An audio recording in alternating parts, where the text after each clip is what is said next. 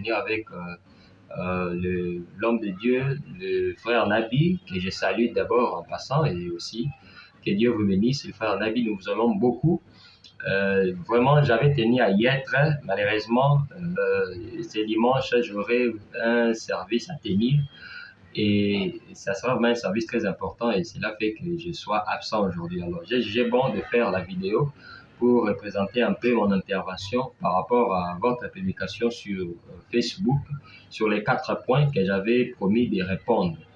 Donc, si c'était pas cette occupation, j'allais y être vraiment physiquement.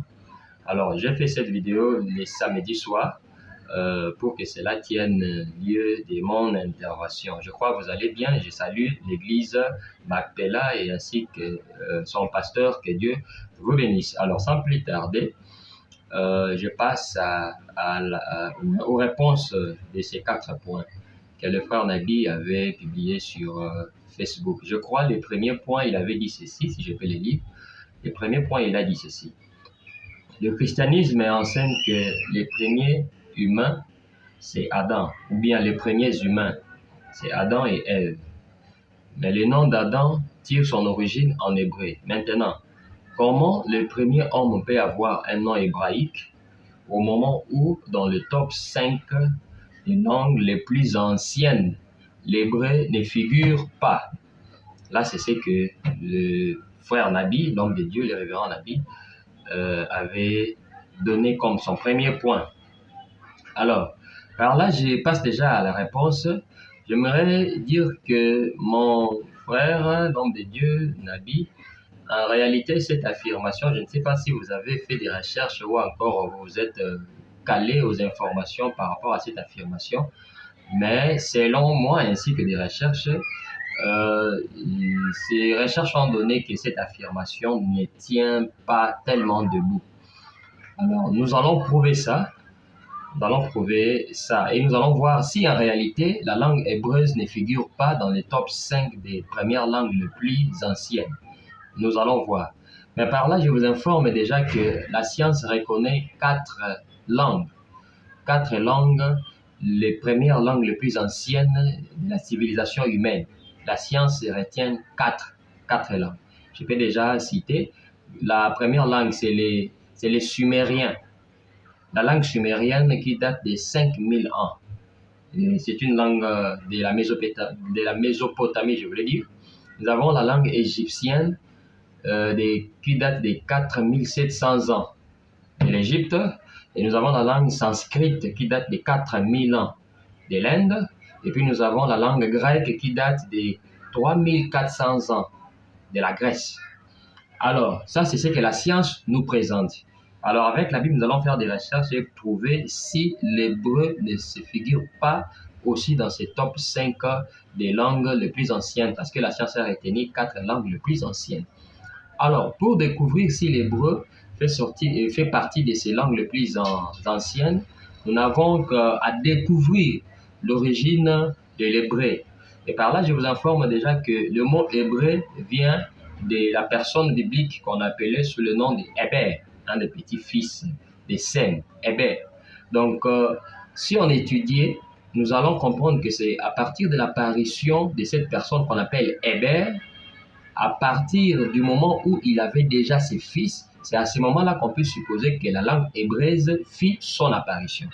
Parce que le mot hébreu vient du mot Héber. Donc c'est Héber qui a amené ou bien qui a fait apparaître la langue qu'on appelle l'hébreu.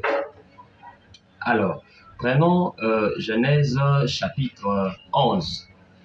Dans Genèse chapitre 11, si je peux le lire, parce que vous voyez que j'ai ces documents ici, je suis un peu vraiment calé ici en documentation, et je crois que ça va nous aider tous. Si on peut prendre Genèse chapitre 11, écoutez ce que Genèse chapitre 11 est en train de dire à partir du verset 10. Ça dit ceci, le verset 10, Genèse 11, 10. Écoutez d'abord. Voici la postérité des Sem.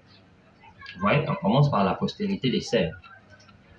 Voici la postérité des Sem. Sem, âgé de 100 ans, engendra Arpachad, des ans après les déluges. Donc on commence déjà les calculs, des ans après les déluges.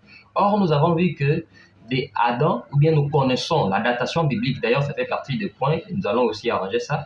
La datation biblique place l'homme, ou bien disons, l'homme à 4000 avant Jésus-Christ. Et de 4000 jusqu'à Jésus-Christ, il s'est passé 4000 ans. Et nous allons prouver ça aussi, comment est la méthode de la datation. Et après Jésus-Christ jusqu'à nous, il s'est passé aux alentours de 2000 ans, ce qui fait que nous avons 6000 ans. Et de Adam jusqu'à Noé, il s'est passé 2000 ans. Et de Noé jusqu'à Jésus, il s'est passé 2000 ans de Jésus à nous, 2000 ans qui fait aux alentours de 6000 ans. Et de Adam jusqu'à Noé, il s'est passé 2000 ans.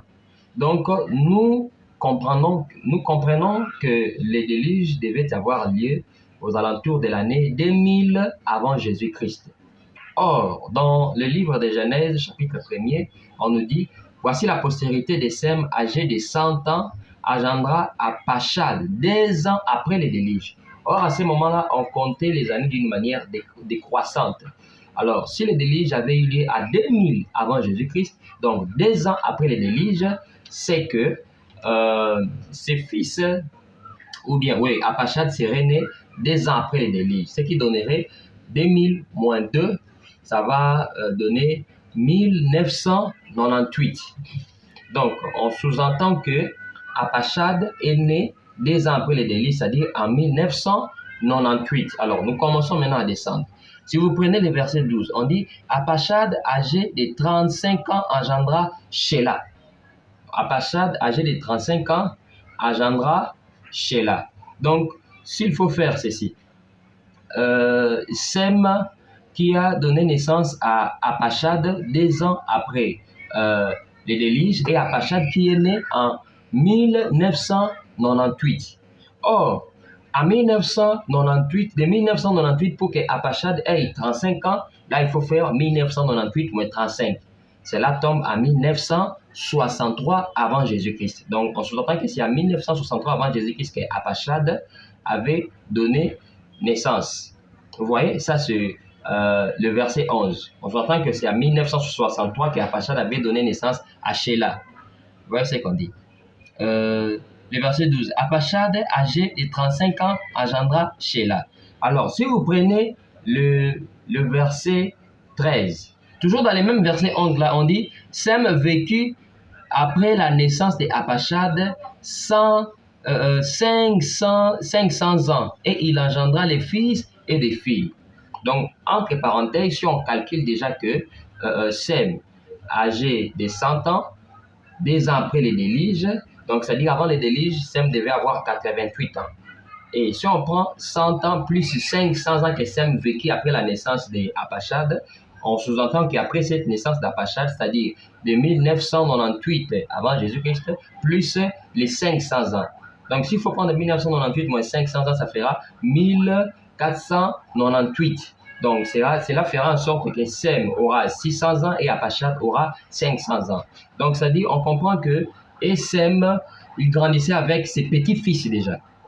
Alors si on prend le verset 13, je crois, qu'est-ce que le verset 13 dit? Arpachshad vécut après la naissance de Shéla 403 ans. Il engendra les fils et les filles. Donc Arpachshad aussi. Arpachshad qui avait 35 ans, si on peut ajouter 403 ans. Donc, c'est-à-dire quoi? Arpachshad qui était né en donc, c'est-à-dire lorsqu'il avait 35 ans, c'était en 1963.